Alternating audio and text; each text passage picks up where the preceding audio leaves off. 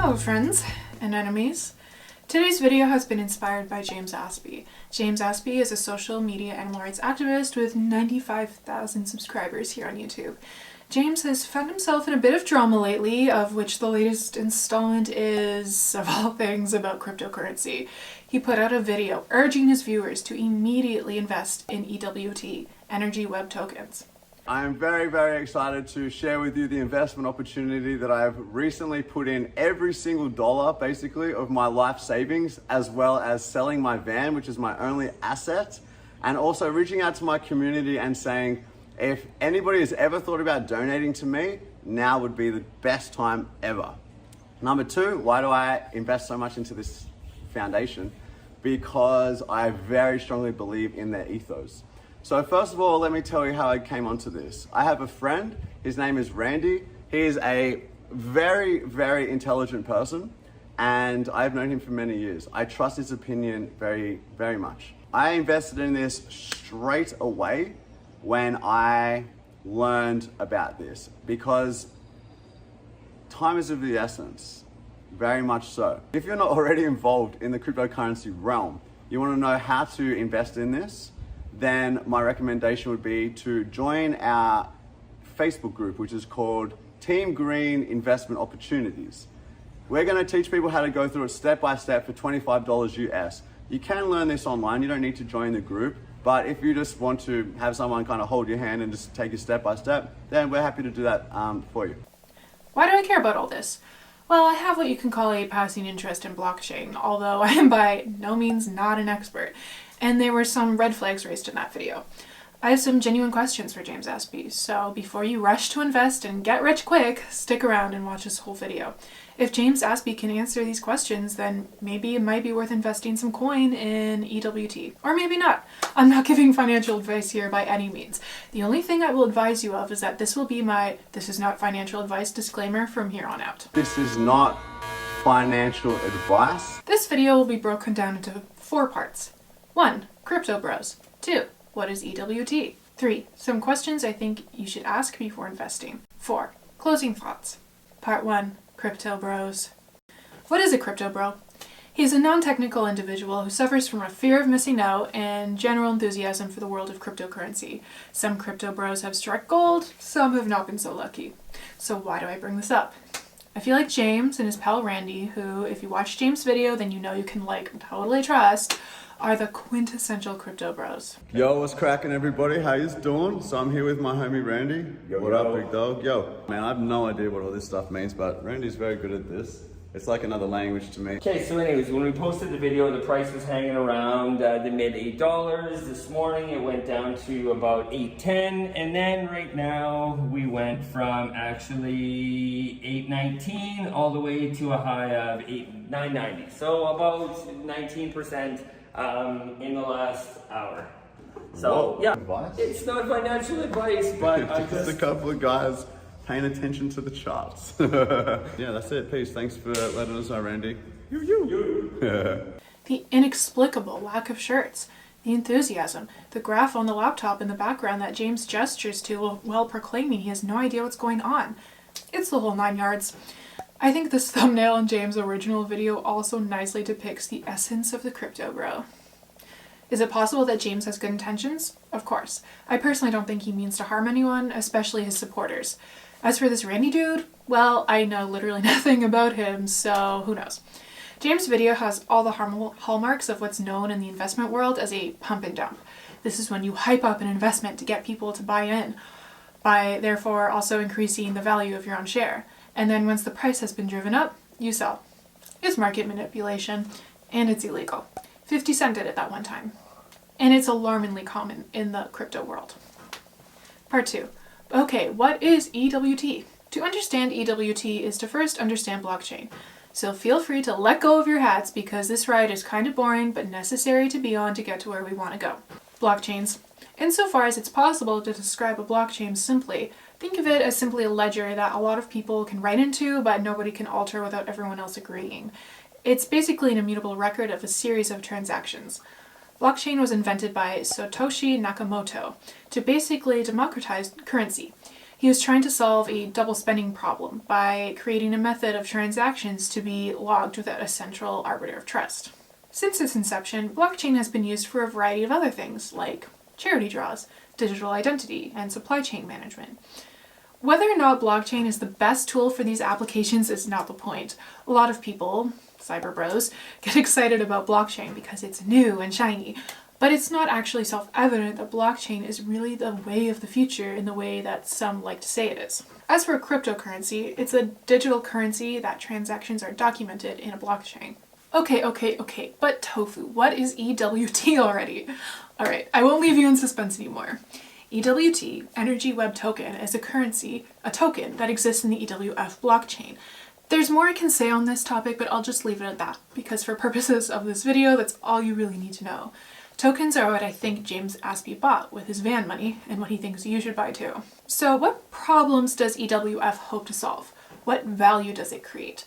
For example, when you buy stock in, say, Coca-Cola, you know that the company makes pop. You receive a check once a month for whatever your share is in the company. But with EWT, that's not so clear. With other cryptocurrencies, it's like Bitcoin, for example, it's basically a pyramid scheme. You got to get in early while the price of that coin is low, and then once other people buy in and drive up the price, you sell. But EWT is more than that. They've got a mission statement. They want to create a better world that uses decentralized energy.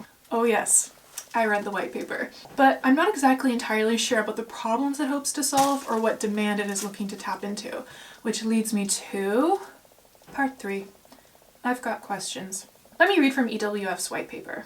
Energy Web Foundation's overarching objective is to accelerate the global transition to a decentralized, democratized, decarbonized, and digitalized resilient energy system. We do this by unleashing blockchain's potential across the energy sector. To be certain, blockchain technology is not a singular solution, it is one of the many tools that will influence the evolution of energy systems. However, we believe blockchain has the potential to play a critical role in transforming energy markets. Basically, I think the idea is to decentralize big energy and let everyone partake in the energy market, or at least help facilitate them partake. So rather than have a big power plant that sends energy to everyone via a power grid, everyone has their own little power plant and can tap into the grid. So you can use that energy for yourself and then get money for the extra energy you produce. Look, this is a 30-page document, by the way, so this is just a brief summary. If you're gonna invest your money, This is not financial advice. I highly recommend actually reading it and understanding every part of it. By the way, building a community solar panel, for example, and plugging into the grid is something that you can already do. EWF claims it wants to help reduce some of those soft costs, like legal fees and permitting, but I'm not really sure how blockchain would help with this, to be entirely honest. They claim that by using smart contracts, which I really don't want to explain because I don't want to boggle everyone down with jargon, so I'll just flash a definition on the screen for those of you who are interested.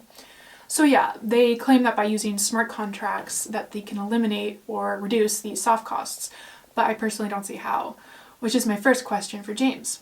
How can a smart contract via blockchain eliminate or reduce legal expenses and permit acquisition costs? Why is blockchain specifically the best tool for the job?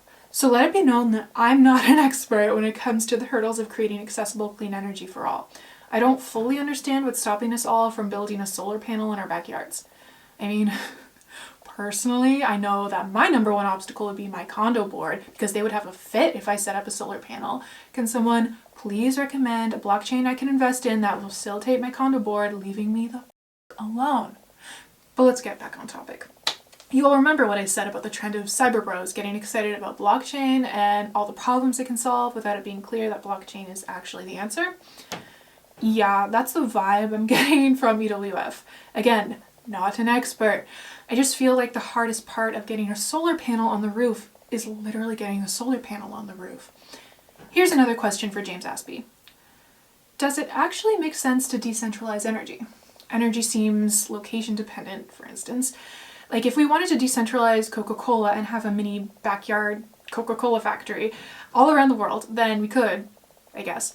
But with energy, we're pretty dependent on geographical factors. Wind turbines need to be placed where it's windy, dams should go where there's moving water, solar panels gotta be placed where it's sunny. If you live in Arizona, then we need to use sun devils to get up and kiss your cactuses goodbye because we really gotta replace you with 1 million square kilometers of sunshine farms. Here's my last question for James. Do all energy companies need to get on board for this to have any value? Or at least the major ones? That seems like a tall order. And I know that EWF has all sorts of affiliate companies and some of them are heavy hitters like Shell, ignoring the fact that big investments do not always lead to successful endeavors. Juicero, anyone?